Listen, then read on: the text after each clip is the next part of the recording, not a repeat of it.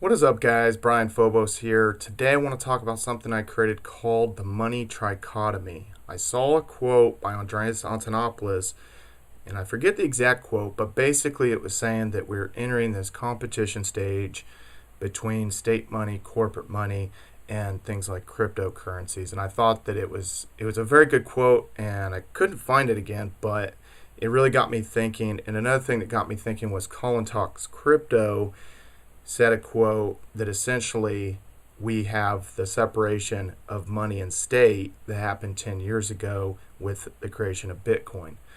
I thought that was very interesting. So this ended up being a good thought experiment, even for myself, to draw this. And there was different ways I was going to draw it out. And I was like, okay, well, I think the best way to draw this is three separate bubbles of state money, corporate money, and the people's money.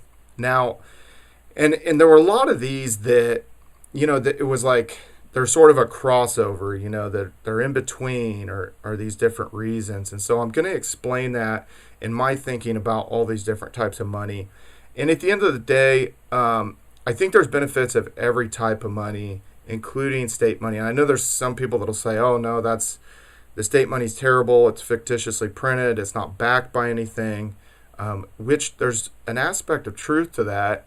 But from a utility standpoint, it can be beneficial. And at the end of the day, we are trying to increase our well-being, with having sufficient amounts of money that can give us time freedom and that can allow us to go on trips or just, enjoy life better and, whatever, go to the movies, watch TV, explore the outdoors, and just not have the pressures of bills and all this kind of stuff. And so I think that there is a value with state money. And a lot of times, in my opinion, it seems to be in the shorter term, whether it's, that you utilize the banking system to, basically have a stable system of commerce. But to expand your money, you've got to go into these other categories that bridge into the people's money. And also, there's a benefit to the corporate money as well. But I think that the competition is ultimately going to be good and that we're going to see, because as competition increases, there's competition between different state money, because obviously there's currency markets and you could trade, US dollars for Canadian dollars. You could trade Australian dollars for South African money or this or that.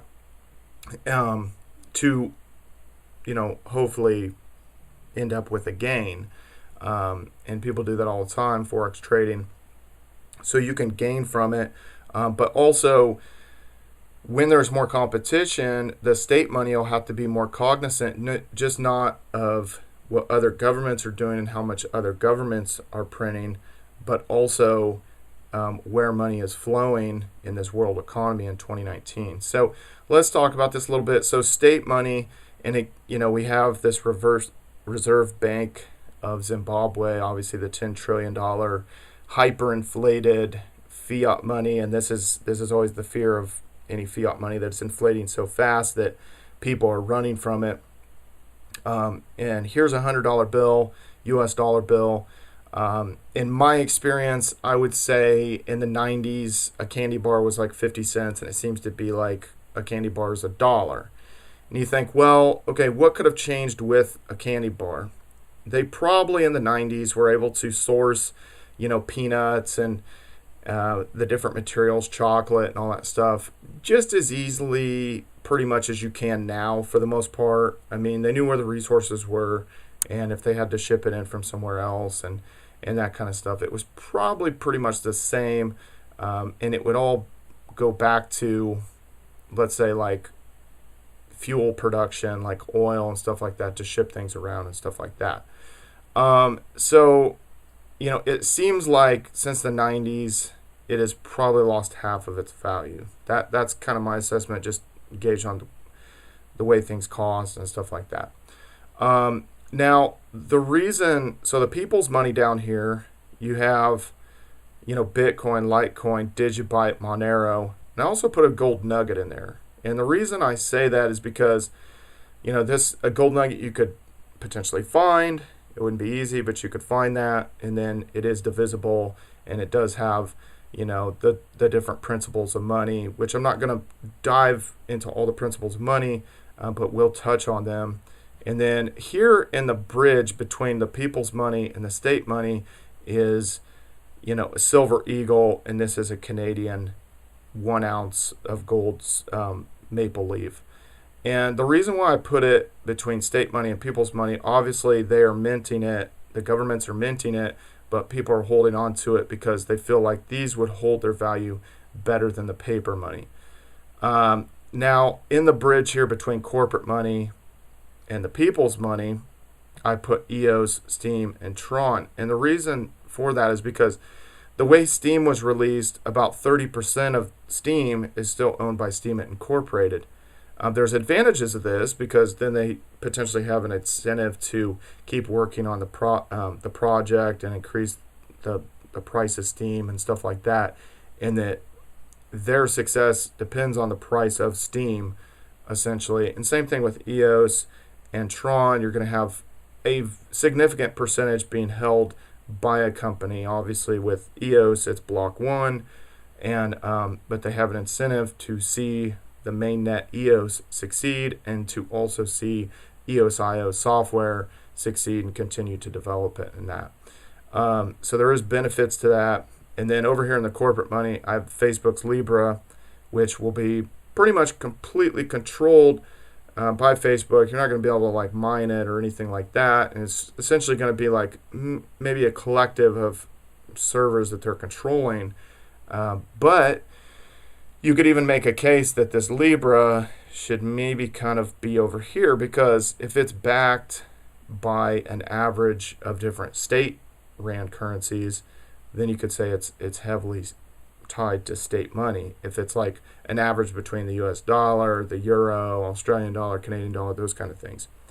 But this is interesting. It brings up a lot of interesting conversations. I'm not going to negate Libra as just being the devil and this is terrible and this is all that. Another corporate money that I put up in this category and did not put in the bridge between the people's money and corporate money would be XRP. The reason I say that, you can't mine for XRP. You can't run really a full node. They're controlling everything. They're holding a large portion of the supply.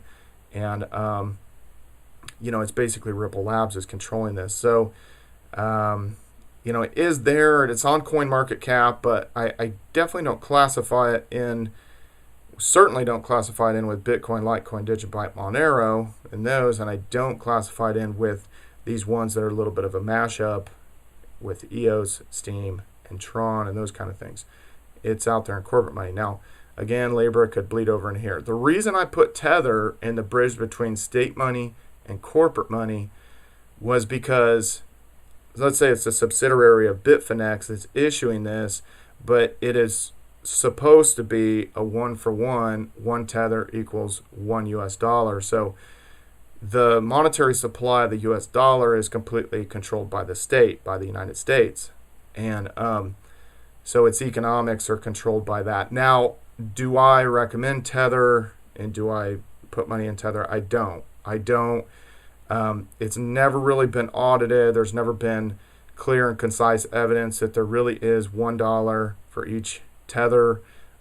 So to me, I'm surprised it hasn't exploded yet, but it's still out there. And there's a lot of trade volume going through it, and it's still being utilized. Now, let's just say it is one Tether for $1, and that's true. I think that it is an important thing that can help people mitigate their risk and for us to try to essentially improve our existence if we think that there's going to be a downturn in some of these other currencies.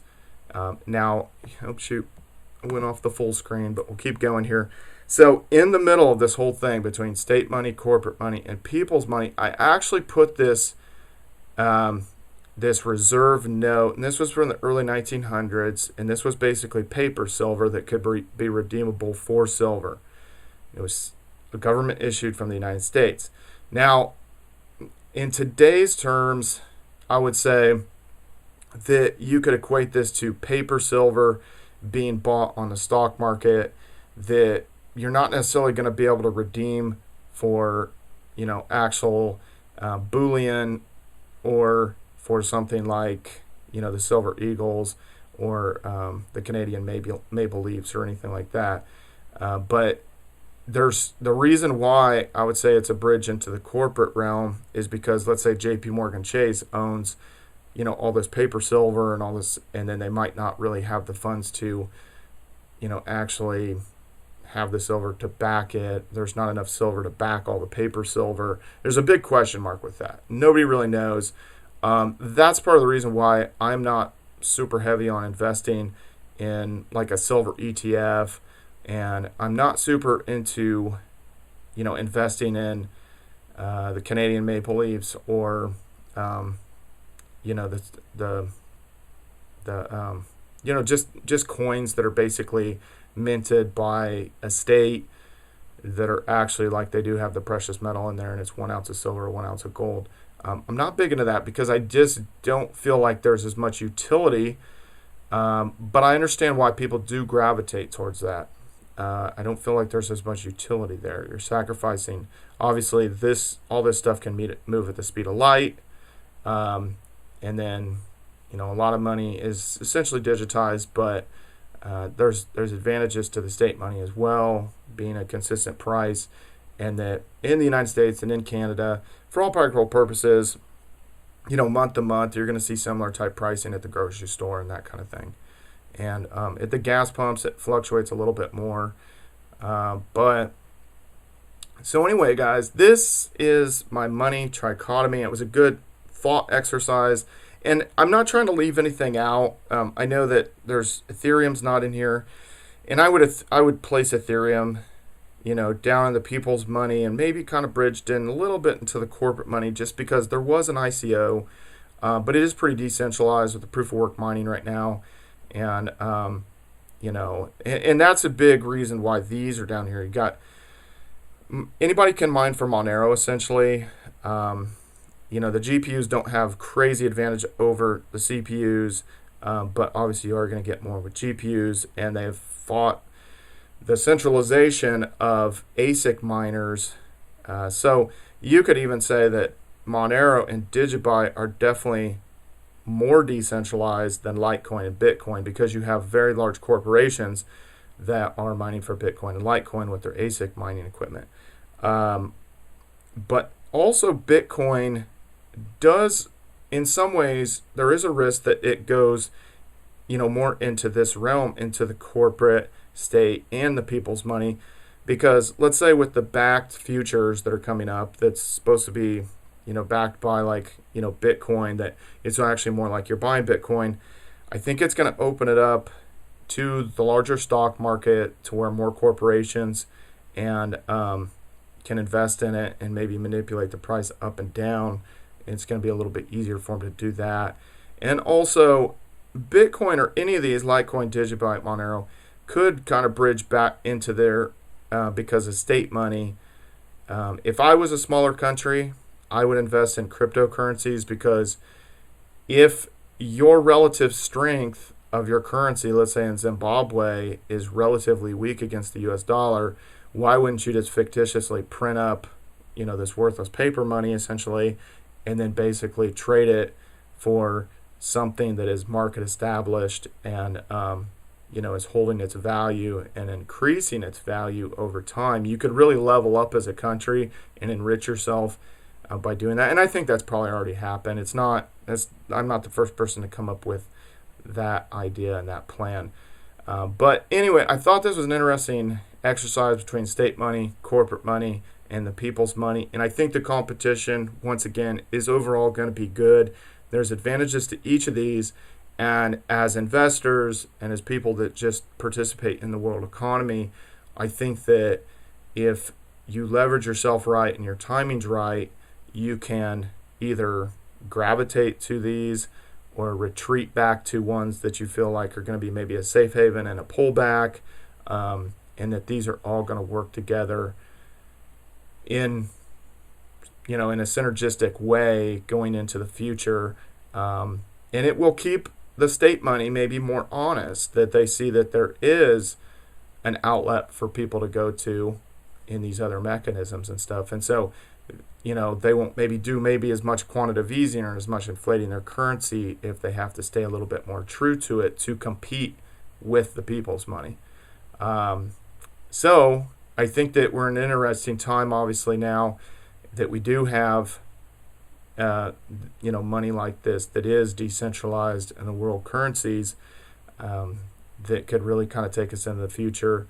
And if you time it right, you could secure your future to live a life of absolute freedom. So this is one of the things that I wanted to point out with silver prices. If you look at silver prices over the last 30 years, obviously, we've had some peaks and stuff, and it's been going down. But if you think about it, there's a somewhat limited supply of silver. We don't really know how much is in the world, but because there's enough utility with silver, and a lot of people like to buy silver as a hedge against inflation and these kind of things, it is very strange that silver prices have been going down the last 7-8 years.